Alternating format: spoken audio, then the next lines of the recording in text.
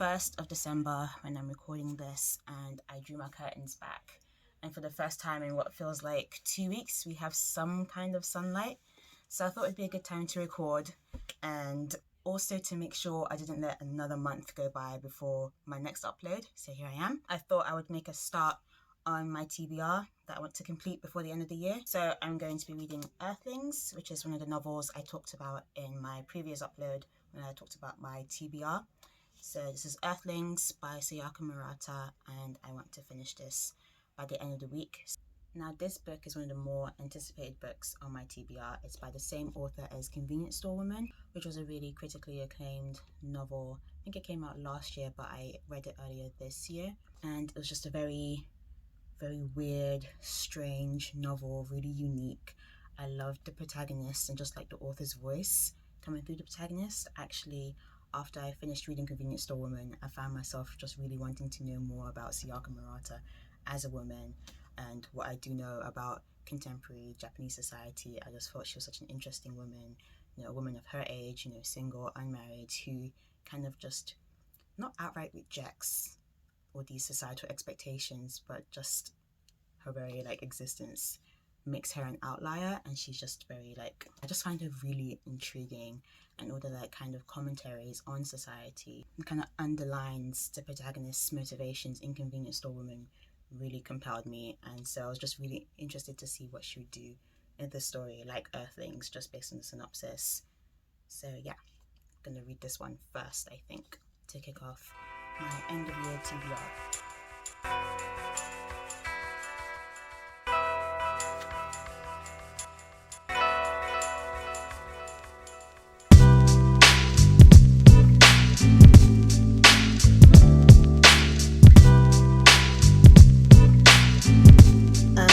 So today was a flop. Apart from the little bit I managed to read this morning, I didn't actually get to read again. I had to run some errands. I got dragged to the shops by my mum. So by the time I got back, I just couldn't be bothered anymore. But I'm gonna try again tomorrow and get up bright and early. And I think instead of grabbing my phone, I'm just gonna grab this book and start reading. And then that should make a huge difference. I'm also trying to be more of a morning person since the days are getting so much shorter now.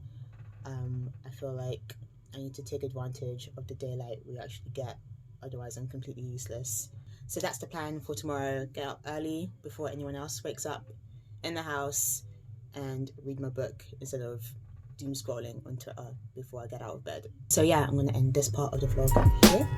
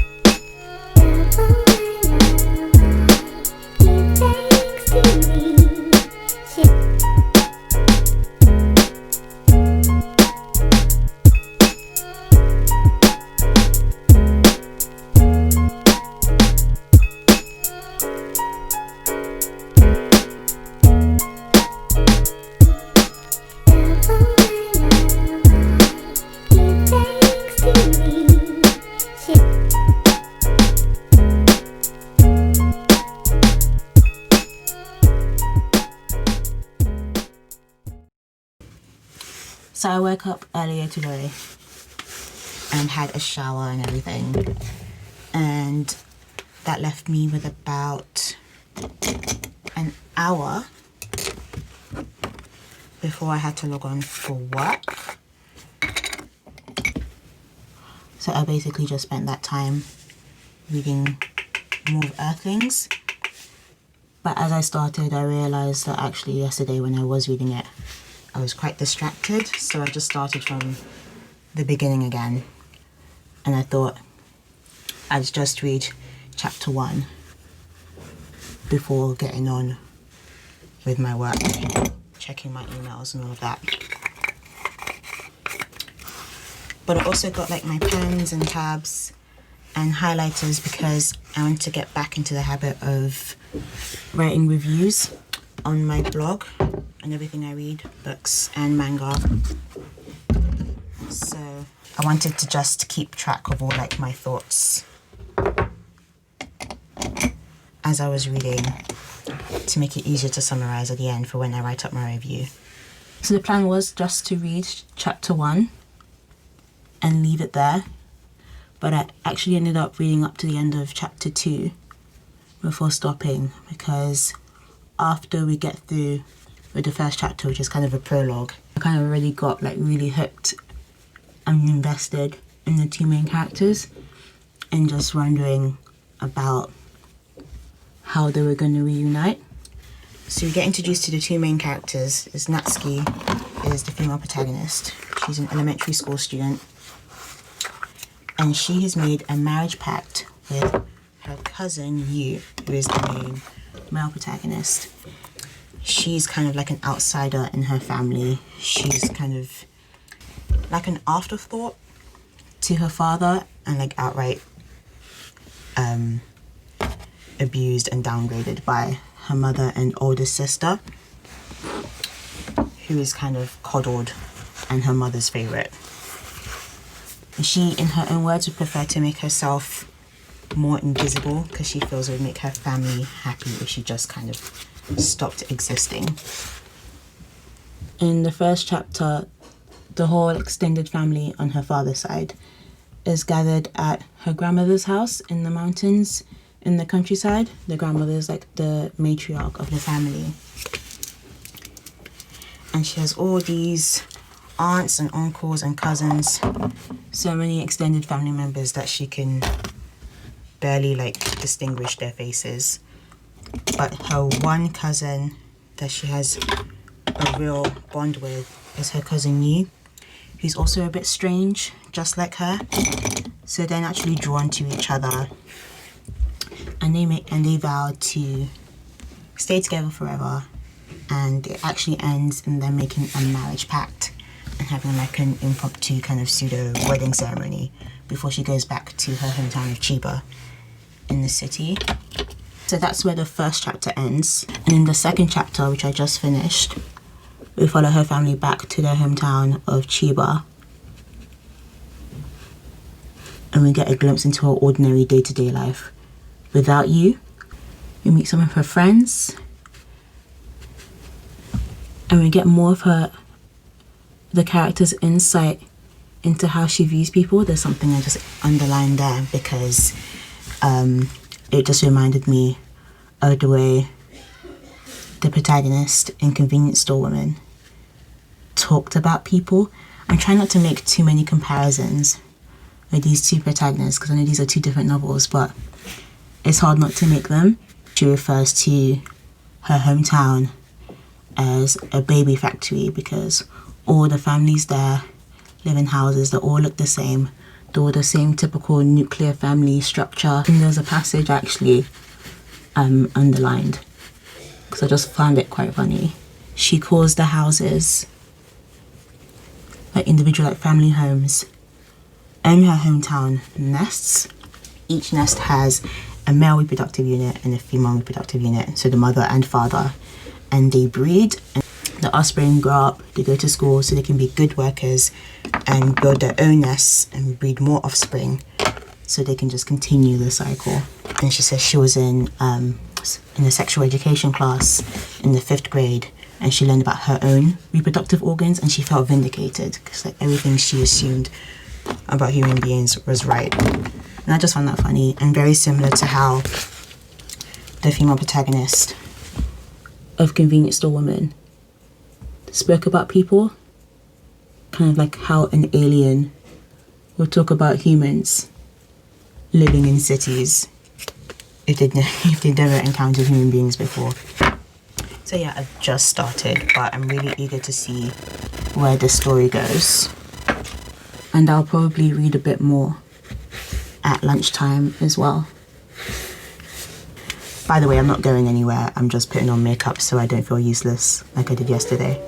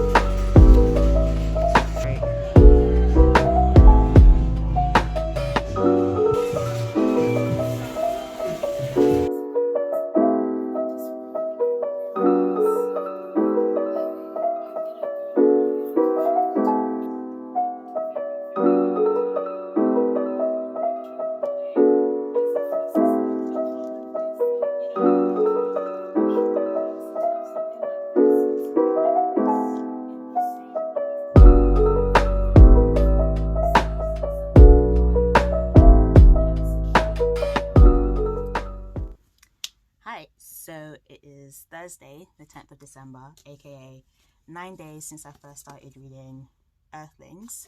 And if you looked at all the tabs that I've placed in here and the notes in the margins, you would assume I've made loads of progress, but I've only just got up to chapter 3. And I woke up this morning. I woke up quite early actually, around like 6 a.m. And I actually just thought, this book is less than 250 pages long, and the amount of progress I've made has been embarrassing, to say the least. So I'm just gonna bang out the rest of the book today so I can hurry up and write my review, because this morning I think getting up early and having the book be the first thing I grabbed instead of like my phone or something made me really productive. I managed to read like 80 pages without even realizing before I had to log on for work. And the book has actually been really enjoyable so far.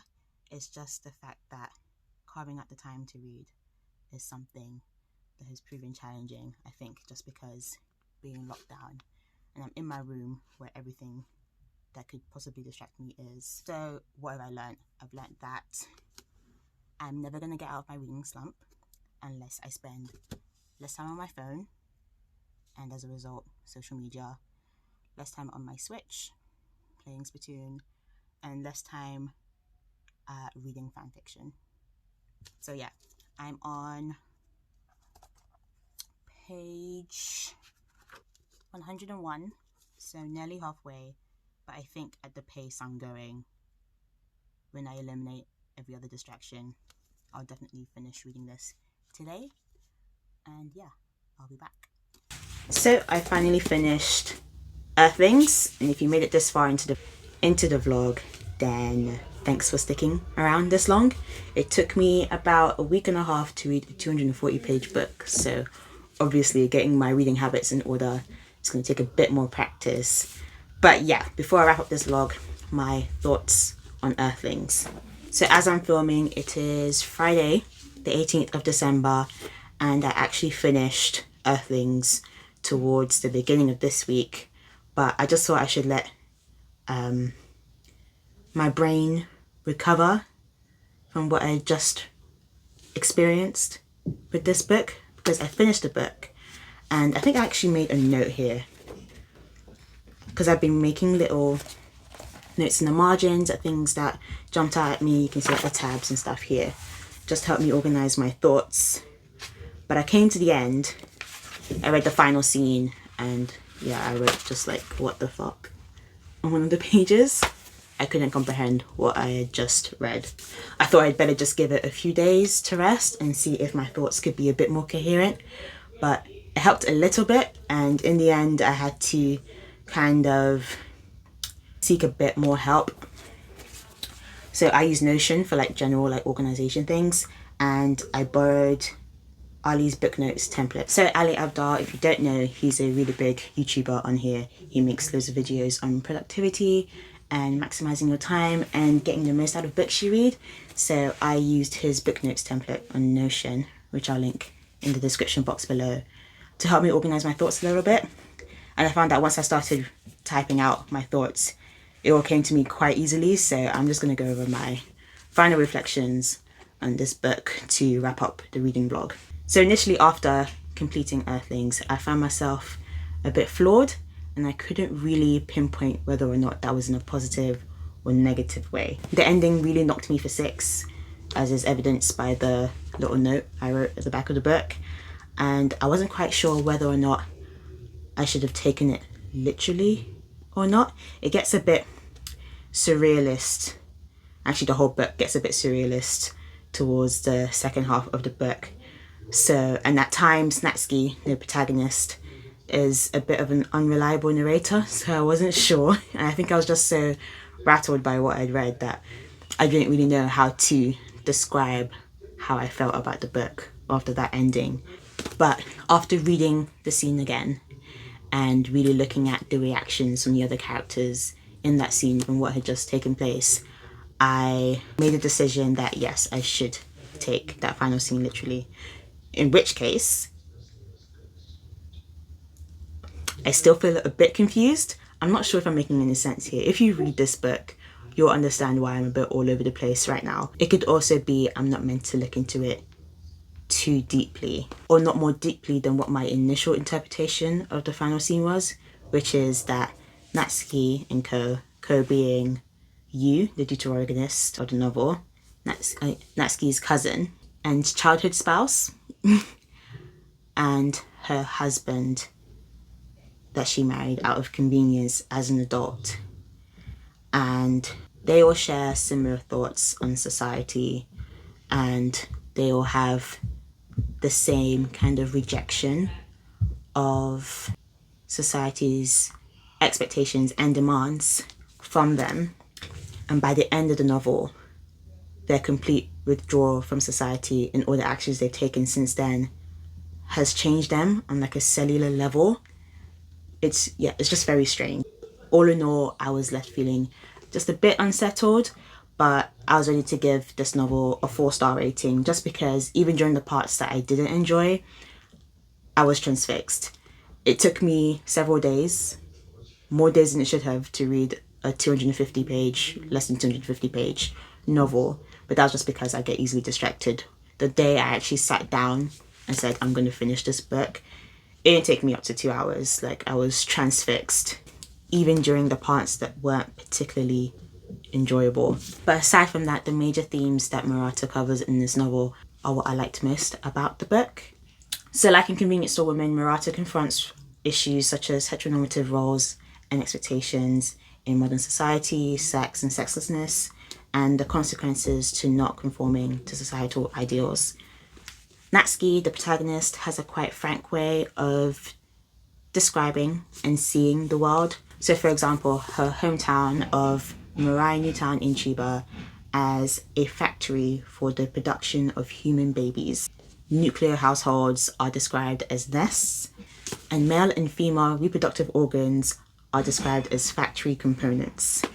So if you've read Convenience Store Woman, you know that Murata writes in a quite straightforward way, and that non-descriptive style of writing was kind of jarring at first, even though I had read Convenience Store Woman earlier this year. But I came to actually appreciate that kind of frank storytelling towards the latter half of the novel, where things really start to just go off the rails. Natsuki's puzzlement at the way humans around her behave and put pressure on each other to perform in certain ways makes you wonder about how much of our own desires are actually our own, and how much of our desires are actually just what society projects onto us and demands of us. Now obviously Sayaka Murata isn't the first author to confront these themes of not conforming to society, but nonetheless it was something I enjoyed reading in this novel. Now for what I didn't like about Earthlings. So like I said, I had actually finished reading this novel earlier this week, and I'm now just taking the time to actually just assemble my thoughts.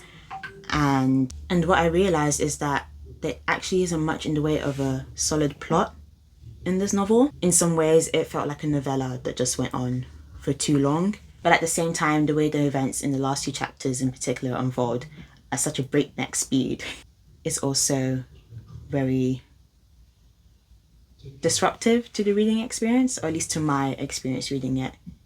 So yeah, in terms of pacing, it did feel a little bit all over the place. It felt rushed but too long at the same time, and I think that is because of like the absence of an actual plot within this novel. And while I enjoyed reading Murata write again about those themes about society and gender nonconformity and sex and sexlessness and being an outsider and living on the fringes of society, the other themes tackled in this book, if I was to write like a trigger warning for this book, I can just write like a whole list. We've got child abuse, including child sexual abuse, rape, incest, cannibalism, and in my opinion these other issues weren't handled very well. I don't know whether it's Murata's style of writing that seems to lack the technical prowess to really handle these issues with care, but for the most part I got the feeling they were added for shock value and not for any other reason. And I can't help but compare Earthlings to Convenience Store Women as I'm thinking about my final reflections on the book, but in a sense I feel like the addition of all these extra things were added, I guess, really to just push Earthlings and make it more sensationalist, or as sensationalist as possible, and maybe also to set it apart from Convenience Store Women, even though some of the themes being tackled here overlap. Even though these topics are quite heavy, the incest, the cannibalism, the sexual assault, they aren't very descriptive because Murata's style of writing, she doesn't go into much detail like that for things like that,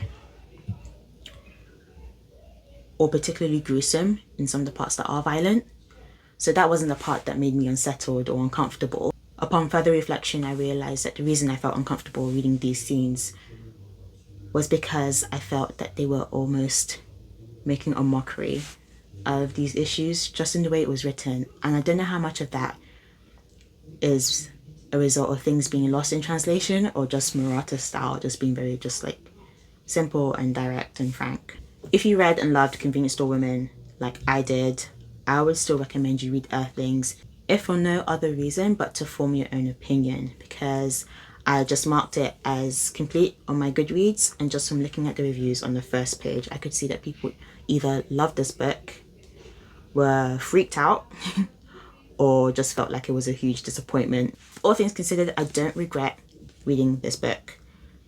I'm still not sure whether or not I can say I particularly enjoyed it, but I am happy I read it, if that makes sense. My only hope now is that more of Murata's older works get released in English, and the next novel she writes also gets an English release, just so I can read more of her writing and see if anything else gives me the same feelings as I had after finishing Convenience Store Women. So I guess I better give a rating. So yeah, I said when I just finished it, it was going to be 4 stars.